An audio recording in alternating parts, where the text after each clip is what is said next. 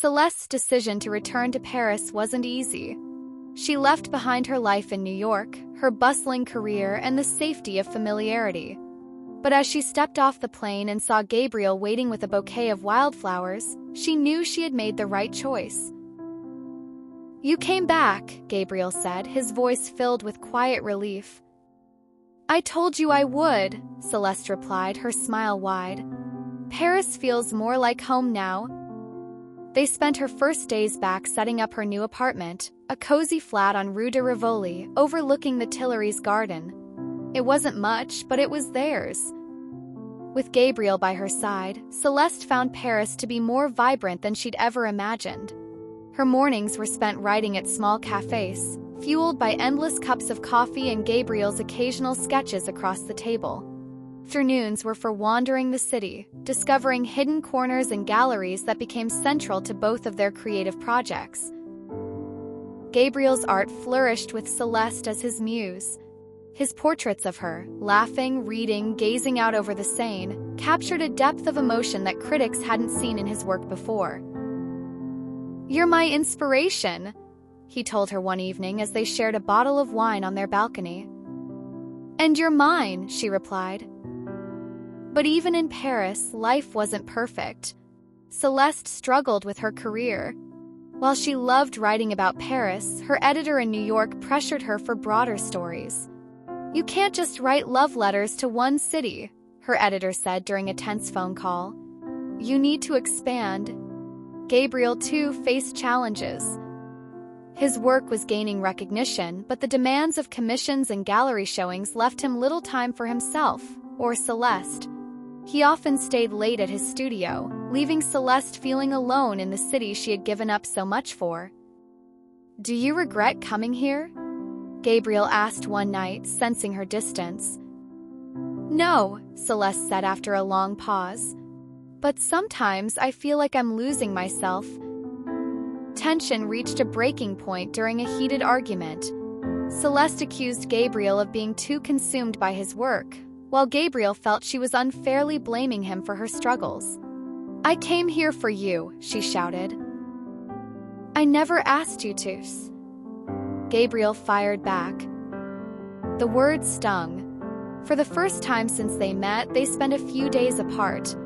Celeste stayed with a friend, questioning if she'd made the right choice in uprooting her life. After days of silence, Gabriel showed up at Celeste's favorite cafe with a small canvas in his hands. It was a painting of her, sitting at the cafe, lost in thought, the sunlight streaming through the window. "I painted this the day we met," he said softly. "You've changed my life, Celeste. I don't want to lose you." Celeste's eyes filled with tears. "I don't want to lose you either. But we need to find balance." They agreed to be more mindful of each other's needs. Gabriel promised to set boundaries with his work, and Celeste vowed to carve out her own identity in Paris. Their reconciliation marked a new chapter. They explored Paris with fresh eyes, taking weekend trips to the countryside for inspiration and respite. Celeste began a new blog, focusing on the experiences of expats finding their way in foreign cities. The blog gained a following, and for the first time she felt like her voice truly mattered. Gabriel, inspired by their time together, began incorporating elements of their shared adventures into his art. His series of paintings titled The Wanderers of Paris became a sensation, selling out within weeks of its gallery debut. With their careers on steady footing, Gabriel and Celeste started talking about their future. "Do you think we could live here forever?" Celeste asked one night as they strolled along the Seine. "I think Paris is where we were meant to find each other," Gabriel replied. "But forever, that depends on us." They began to plan, discussing the possibility of traveling together to new cities. Celeste wanted to write about other cultures, and Gabriel wanted to paint landscapes beyond Paris.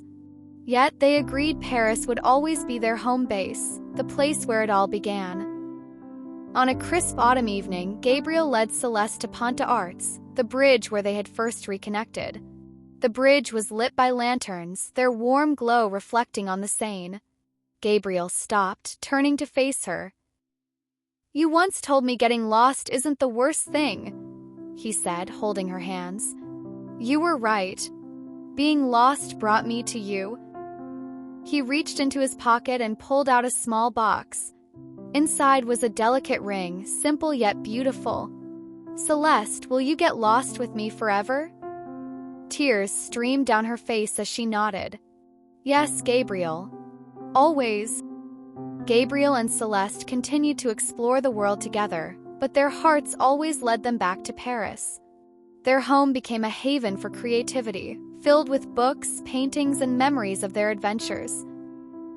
Years later, Celeste published a memoir titled Lost in Paris, chronicling their love story. The book became a bestseller, touching hearts around the world. Gabriel's art gained global acclaim, but his favorite pieces remained those inspired by Celeste. Together, they proved that sometimes getting lost is the best way to find what truly matters.